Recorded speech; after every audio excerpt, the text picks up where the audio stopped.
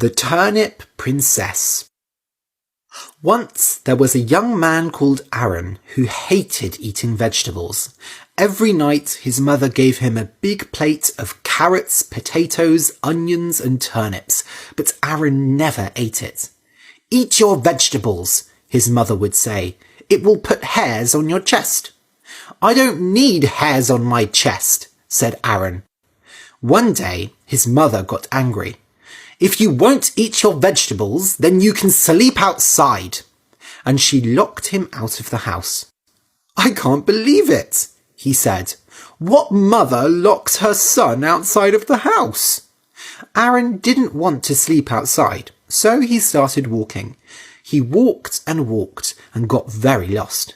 In the morning, he saw a house on a hill, and he went to it. "Hello," he said, but nobody answered. He opened the door and went inside, and there was a click. He tried to open the door again, but it was locked. "Not again! Why does everyone lock me in and lock me out?" Inside the house, it was very quiet. Aaron went upstairs. In a bedroom, he found a woman sleeping in a bed. She was very old and looked like a witch. "Hello!" "Ah!" cried Aaron. He turned around and saw a dog. "Who said that?" "I did," said the dog. "But you're a dog! Dogs can't talk!" "Ah, but I'm a magic dog," said the dog. "Huh," said Aaron. Was he dreaming? "Well, I want to go home, but I'm locked in. How do I get out?" "This house is cursed," said the dog. "There is only one way to get out. You must marry this woman." "Marry her?" He looked at the old woman. She really wasn't very pretty. "Sorry, but I can't marry an old witch. Tell me more about this curse. There must be another way." "I cannot," said the dog. "I am cursed as well, and I cannot tell you many things. If you marry her, though, you can break the curse." "I told you I'm not marrying an old witch." "Fine," said the dog. "Then go downstairs and find a painting on the wall. If you take the painting off the wall and put it under the biggest turnip in the world, you will find a beautiful wife." "See? That's what I want," said Aaron. "But ew, turnips. Ugh, I hate turnips." He went downstairs and found the painting. In the painting was a young woman who was very beautiful. There was something familiar about her. Had Aaron seen the woman before? But no, he had never been to this part of the country before. He pulled the painting off the wall and the house started moving. There was a click and the door was unlocked. Aaron ran outside and the house collapsed. "Oh no," said Aaron. "I made the house collapse and I killed that little dog and that old witch." He looked for them, but he couldn't find them. Then he saw a man on the other side of the hill. "Uh-oh," said Aaron. "If that man sees me, he'll think I made the house collapse and killed the two of them. Well, I did do that, but I don't want him to know that." So he ran away with the painting. He ran for many days and found a big vegetable field. Perfect! I mean, I hate vegetables, but there's probably some big turnips here. Maybe not the biggest turnip in the world, but I'm sure any big turnip can break the curse. I just need to find it. So he walked into the vegetable field, but these weren't normal vegetables. They were magic vegetables. As he walked, the vegetables started walking too, and they were very big. An onion, a carrot, and a potato all started walking behind him. Aaron heard something and turned around and saw the vegetables. Ah! He ran, and the vegetables ran too. The onion bit him in the leg. Aaron started to cry. The carrot bit him on the arm. Aaron's hair turned orange. The potato bit him in the chest, and Aaron fell over and started to sleep. Aaron woke up, and he didn't know how long he had been sleeping. But when he looked at his chest, he saw that there were lots of hairs on it. "Well, Mother always said that eating vegetables would put hairs on my chest, but actually it was the vegetables eating me that put hair on my chest."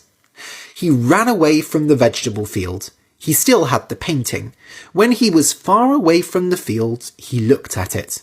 The girl still looked familiar, but he didn't know why. So Aaron looked for the biggest turnip. He walked for many months, and he could not find it. But one day, he walked up a big hill because he thought there was a house on top. Actually, it was a big white turnip. "Aha! This must be the biggest turnip in the world!" So he put the painting under the turnip and waited. Nothing happened, so he decided to sleep. The next day, he woke up and the painting was gone. But more importantly, the turnip had changed. A picture was carved into it. "Who carved this?" said Aaron. He looked, but he saw no other people. The carving was of a familiar face. Ah, it was the old witch, and next to the old witch in the carving was a house. "I think this turnip is telling me to go back to the old woman's house. But why? It collapsed and she's dead now." But Aaron went back and found the house. And actually, it wasn't collapsed. It looked normal again. He went inside and the door locked again. The painting was back on the wall like before.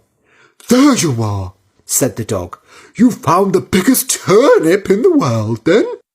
"Yes, but I don't understand. Why did it tell me to go back here? And I thought you died. Didn't the house collapse on you?" "No, I got out, but the curse changed everything again. Oh, it was so nice to be..." The dog wanted to say something, but he couldn't. The curse stopped him from speaking. Then Aaron understood. "That man I saw after the house collapsed, that was you." "Yes," said the dog. "I understand now, and I know what to do." The boy ran upstairs and he took the old woman out of her bed. He carried her downstairs and then he took the painting off the wall.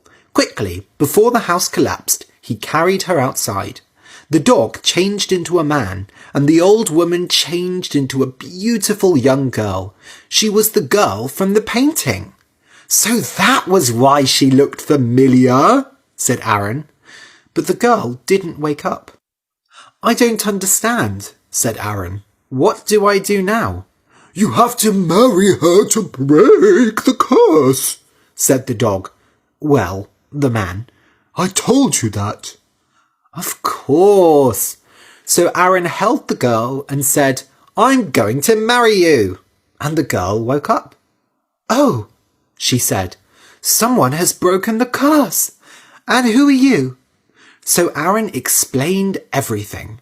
When she heard that he came back to the house and understood how to break the curse, she was very happy. "Now I will explain," she said. "I am not a witch, but a princess. I am the turnip princess of the turnip country.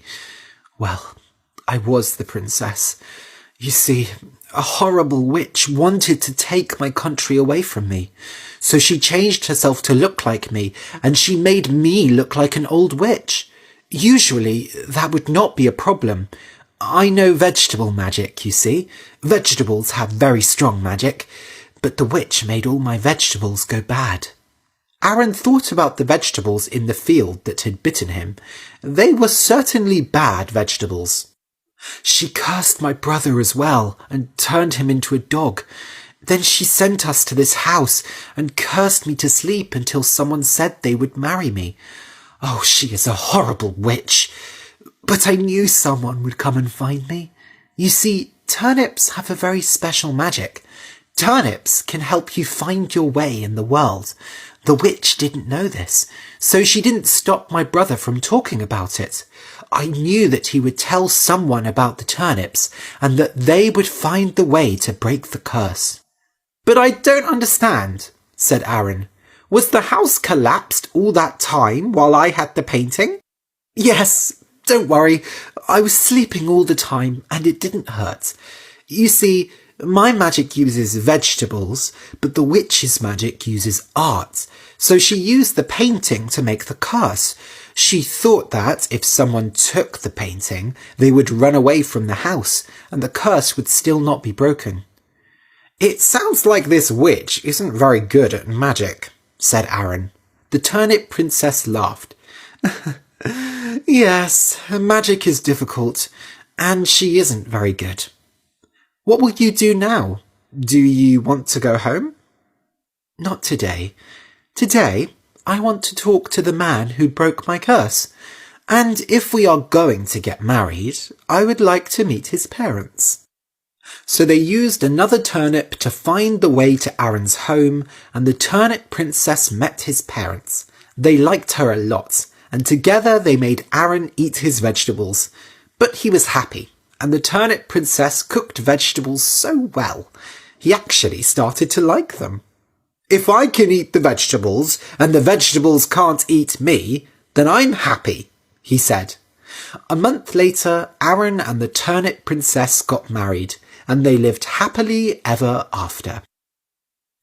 The end.